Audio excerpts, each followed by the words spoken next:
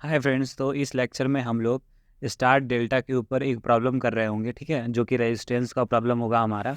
ठीक है, तो देखो, तो इस क्वेश्चन को हम लोग देखते हैं कि ये क्वेश्चन हम लोग कैसे सॉल्व करेंगे। हमें बेसिकली ए और बी में हमें इक्विवेलेंट रेजिस्टेंस निकालना है। ठीक है, तो अब देखो क्वेश्चन कह रहा है हमें calculate the effective resistance between A and B. ठीक है, तो ए और बी के बीच में हमें इफेक्टिव रेजिस्टेंस निकालना है। ठीक है, तो अगर हम ध्यान से देखें तो ये देखो, ये डायग्राम जो है हमारा, ये 4 ओम, ये 4 ओम और ये 6 ओम, ये तीनों आपको सीरीज में दिख रहा है।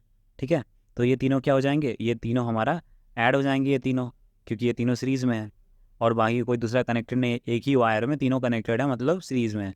ये हो गया सीरीज में, तो ये तीनों ऐड हो जाएंगे। ठीक है, सिमिलरली हम बात करते हैं इन तीनों का, ये तीनों भी एक ही वायर के अंदर तीनों साथ में है। ठीक है, तो ये भी सीरीज में हो जाएगा। ठीक है, तो इसके बाद इसको हम लोग नेक्स्ट डायग्राम इसको ऐड कर देते हैं, सीरीज में है तो 4 4 8 और 6, तो कितना हो गया हमारा 14 हो गया।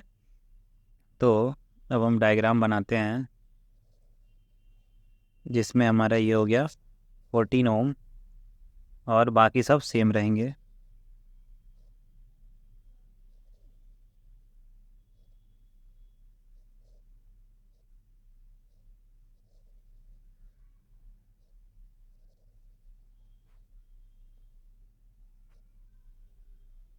और ये तीन सीरीज में था, तो ये तीन को जब ऐड करेंगे तो कितना आ रहा है हमारा 8 4 12 और 10 22। ठीक है, तो ये कितना बन जाएगा हमारा 22 बन जाएगा। और बेसिकली हम यहाँ पे क्या करेंगे, अब 22 लिख देते हैं। ठीक है, तो देखना ध्यान से, और यहाँ पे मैंने लिख दिया 22 ओम।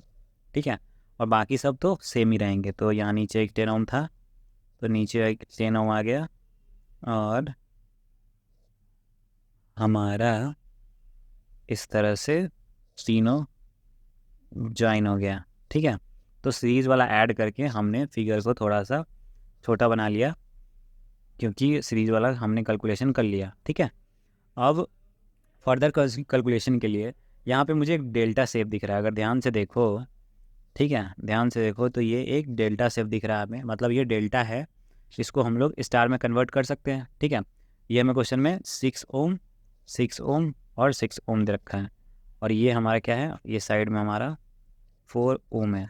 ठीक है, तो इसको अब हम किस में कन्वर्ट कर सकते हैं, इसको हम लोग कन्वर्ट कर सकते हैं हमारा स्टार में, क्योंकि हमें डेल्टा फॉर्म दिख गया। तो इस तरह से डेल्टा शेप देख के हमें डेल्टा का फॉर्म पहचानना होगा। अगर इस तरह से स्टार शेप होता तो स्टार शेप पहचानना होगा। ठीक है, क्वेश्चन ऐसे ही बड़े क्वेश्चन दिए रहेंगे और उसमें हमें ऐसे पहचानना रहेगा। ठीक है, अब इसको हम R1 बोल देते हैं, इसको हम R2 बोल देते हैं, इसको हम R3 बोल देते हैं। ठीक है, इसको हम तीनों को नाम दे दिए। अब फार्मूले पे आ जाते हैं। ठीक है, तो इसको पॉइंट दे देते हैं, एक X Y और Z।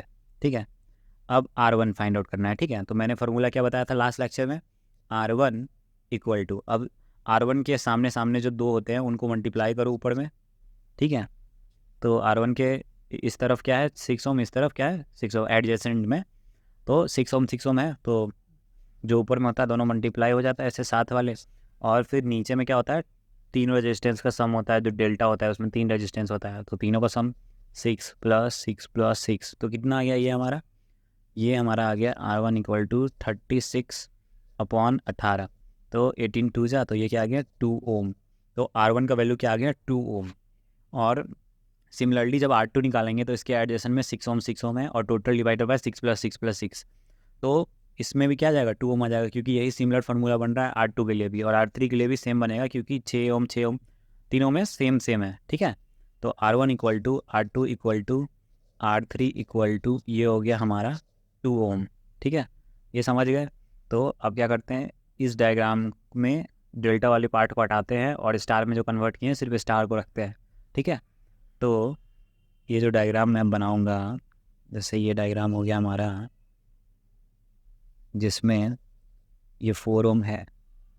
ठीक है, और R1 जो कि हमारा आया है 2 ओम, तो इसको हम 2 ओम लिख देंगे, और ये स्टार फॉर्म में है ना, तो एक नीचे है और एक साइड में है, ठीक है। तो ऐसे करके स्टार फॉर्म में हमारा कन्वर्ट किया हम लोग, और ये हमारा क्या आ गया, ये हमारा 22 ओम आ गया, ठीक है। और इसके बाद ये हमारा आ गया 10 ओम, और इसके बाद ये हमारा 14 ओम था, 14 ओम, ठीक है। अब बस मतलब बहुत आसान है। इसके बाद तो मेन था कि हमें वो पहचानना था कि डेल्टा, और डायग्राम देख के आप लोग बहुत ईजिली पहचान लोगे अगर ध्यान से देखोगे तो। आपको शेप ही तो पहचानना है, स्टार और डेल्टा, समझ रहे हो। और आपको पता है 3 रेजिस्टेंस होता है, क्लोज होता है, ये सब देख के डेल्टा क्लोज होता है और स्टार तो ओपन होता है, आपको पता है। तो वो सब देख के आप लोग खुद पहचान लोगे, इतनी मुश्किल चीज़ नहीं है। मतलब कैसे भी क्वेश्चन होगे ध्यान से देखोगे तो समझ में आ जाएगा, ठीक है। अब ध्यान से देखो, अब इस डायग्राम को हमें सॉल्व करना है, ठीक है। तो इस डायग्राम में क्या है, इस डायग्राम में मुझे दिख रहा है कि ये दोनों क्या है, ये दोनों मुझे एक ही वायर में है, मतलब सीरीज़ में है, और ये एक ही वायर में 2 रेजिस्टेंस मतलब सीरीज़ में है, ठीक है। अब सीरीज़ में है दोनों, तो इसको मैं इरेज कर देता हूँ। तो ये दोनों सीरीज़ में है, तो ये दोनों ऐड हो जाएंगे 4 2 6, और ये दोनों ऐड हो जाएंगे 24 हो जाएंगे, ठीक है। तो इनको ऐड करके फिर डायग्राम बनाते हैं। तो ये तो आ गया मेरा 6 4 और 2 का सम, ठीक है। और ये भी मुझे सीरीज़ में दिख रहा है, एक ही वायर में दोनों है, तो ये क्या हो जाएगा 10 और 2 12। तो यहाँ पे डायग्राम बनाते हैं, और यहाँ लिखते हैं 12 ओम, और इधर साइड में आ जाते हैं, इधर हो गया हमारा 24 ओम सीरीज करने के बाद, और इधर बी है हमारा, और इधर ए है, और इधर हमारा है 14 ओम, ठीक है। अब इसको सॉल्व करना है, ठीक है। तो अब इसको सॉल्व करना है, तो इस डायग्राम को ध्यान से देखते हैं, और इसमें देखते हैं कि इसमें अब क्या ही लग रहा है, ठीक है। तो देखो एक ही वायर में तो नहीं है ये दोनों, मतलब ये दोनों पैरेलल में, देखो ना सामने सामने है, ठीक है।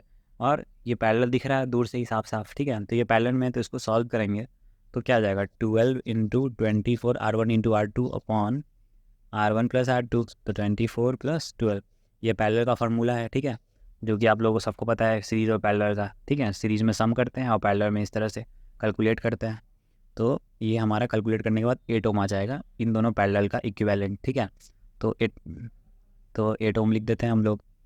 तो यहाँ पे हमारा आ गया 8 ओम, ठीक है।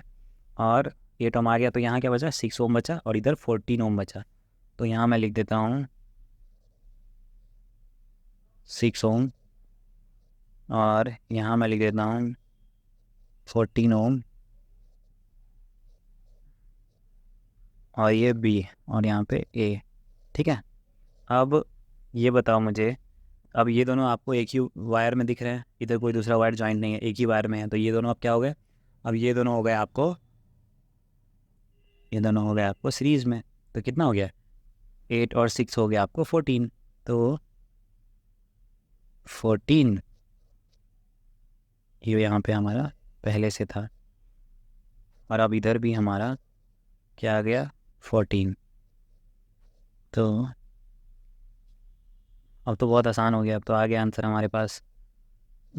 ये 14 ओम था, और यहाँ पे क्या है मेरा ए पॉइंट है, और ये दोनों एक वायर में नहीं है, अलग अलग वायर में है, मतलब ये दोनों क्या है हमारा पैरेलल में दिख रहा है हमें। और पैरेलल के लिए क्या करेंगे, पैरेलल के लिए हम लोग 14 ए और, अब इन दोनों का इक्विवेलेंट ही ए और बीच के बीच का इक्विवेलेंट होगा, मतलब रेजिस्टेंस बिटवीन ए और बी, ठीक है।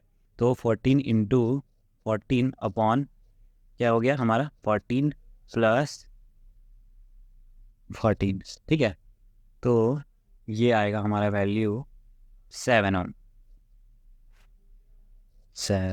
ओम।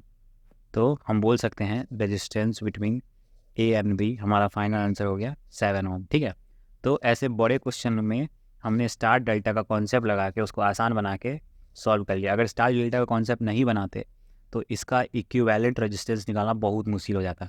कभी कभी हो सकता है नॉर्टन्स और थेवेनिन के क्वेश्चन में इस तरह का डायग्राम दे दे और आप लोग अप्लाई ना कर पाओ कुछ, तो बस ये वाला कॉम्बिनेशन जब लगाओगे तो ये डायग्राम सिंप्लीफाई होकर ऐसा हो जाएगा, और इसके अंदर आप लोग को पता है कि नॉर्टन और थेवेनिन लगाना आप लोगों के लिए कितना ईजी हो जाएगा। तो इसलिए हमने स्टार और डेल्टा को इंट्रोड्यूस किया गया था, ताकि ये जो हमारे डिफ़िकल्ट से होते हैं ना रेजिस्टेंस निकालने वाले, उसमें ऐसा अप्लाई करके बहुत इजी कर सकते हैं उसको, ठीक है। तो ज़रूरत के हिसाब से अगर स्टार हो, आपको लगे उसको डेल्टा में कन्वर्ट करना है क्वेश्चन में, तो आप लोग करना। मुझे लगता है अब तक आप लोगों को समझ में आ गया होगा, ठीक है। तो आई होप कि आप लोगों को वीडियो अच्छा लगा हो, और सब्सक्राइब कर देना अगर अभी तक नहीं किए हो तो। और आज के लिए इतना ही, थैंक यू।